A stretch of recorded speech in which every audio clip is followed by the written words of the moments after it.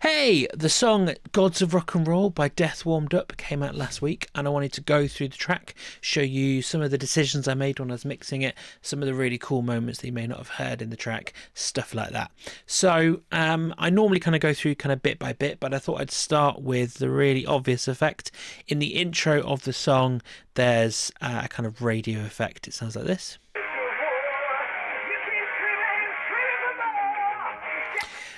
And that is done by this plugin, which is normally a delay plugin. I'm not actually using it as a delay at all. I'm using it as an effect. I've got the character section on here with Awesome Cell, which is a mobile phone to you and me if you are British. It is doing a lot. It is doing a lot. So if I kind of take that on and off, you'll see what I mean. You keep screaming.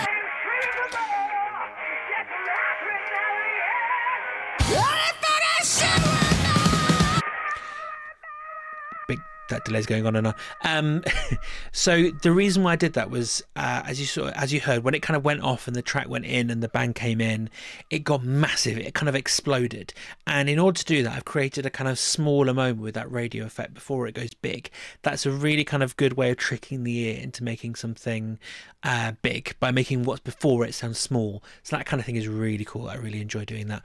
The drums, let's delve into the drums. They sound like this.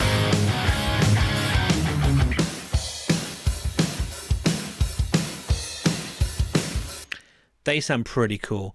They are big, bombastic, massive rock drums, as you'll have heard. The two reverbs here on the snare drum is doing a lot to make it sound larger than life and kind of a bit like 3D is the word I'm going to use. So if I mute them, then you'll hear the effect it's having on the drum kit overall.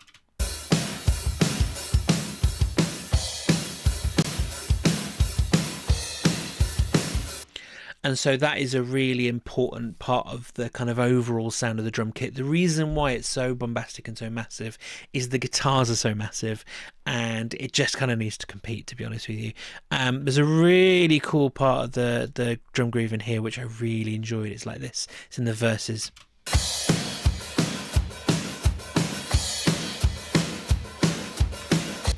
I really liked it. I really liked it. I didn't want it to get lost in the track. So what I actually did was I copied the overheads and I got some pumping compression on it. And on its own, it sounds weird and it sounds like this. But what it's doing is it just helps lift it and helps you hear it a bit more and kind of feel it a bit more. That kind of, it's almost a disco groove actually at that point. It's really cool. So I didn't want to lose it. So that's kind of what I did there. Moving over to the bass guitar, it is here. And if I go and actually mute the drums, that would help as well.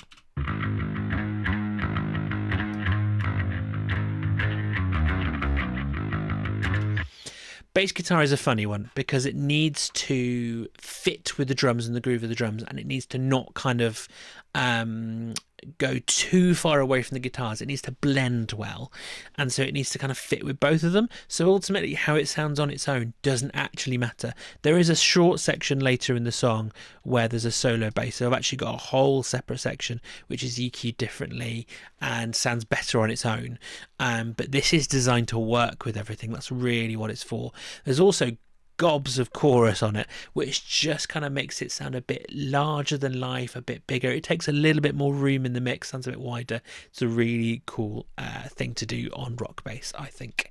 Moving over to the guitars, there are a lot of guitars is the long and short of it.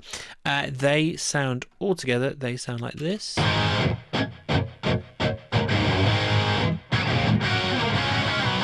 If I go to the intro bit.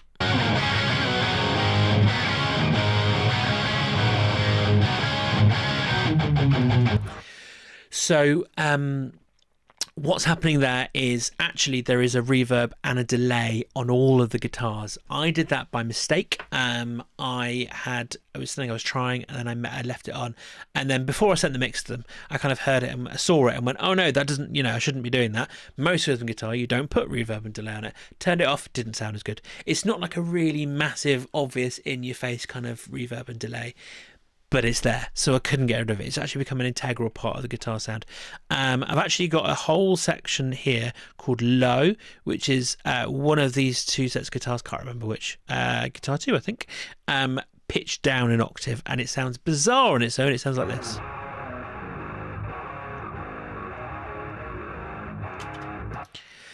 it's in there. And it's just adding an extra kind of bit of depth to the guitars. That's all it's doing. It's not a big part of the sound. It's actually quite low down in the mix compared to the other two tracks. But it's really cool. It's a really helpful kind of supporting part, really. Additionally, here we have an absolutely monumental guitar, which is really cool. And during certain sections, there's a kind of riff that I'm bringing in a delay, a reverb, and a doubler to just make it as big as I possibly can. So, I mean, in context with the guitar, just like this.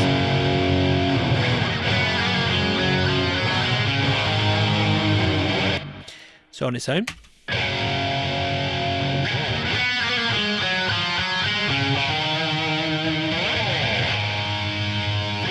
So you can hear that all those effects actually make it sound big, and then as soon as that riff is done, they kind of go away and it gets smaller again. That's so that above all the guitars and the drums and everything else and the vocals that's happening at this moment, this riff kind of like soars above it all. That's really what it's for. It's doing a great job at that point.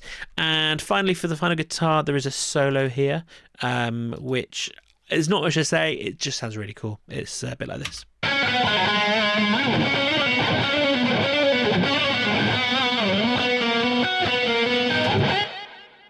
And that's got some effects on it, as you heard.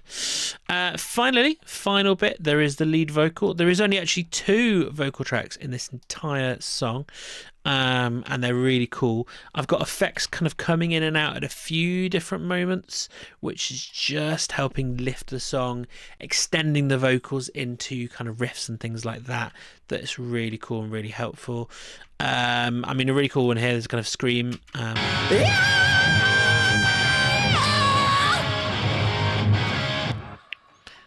And if I actually mute the guitars so you can hear it, it kind of blended in a bit more, which is kind of the point. But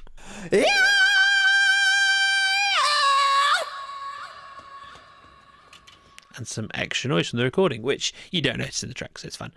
That's cool. And then during that bit with the kind of big bombastic guitar line, I put on an absolutely monumental delay, which is maybe a bit much. It sounds like this. Gonna slow us down. It's in our blood, within our sound.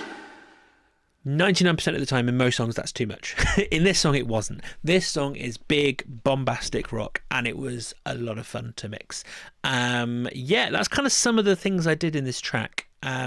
It's a really fun track. Go and listen to it. I'm fairly sure you can find it wherever you happen to listen to music online, so go and track it down. Go and support the band. It's Death Warmed Up. They're a really cool band. If you ever get to see them play, please do definitely go check them out.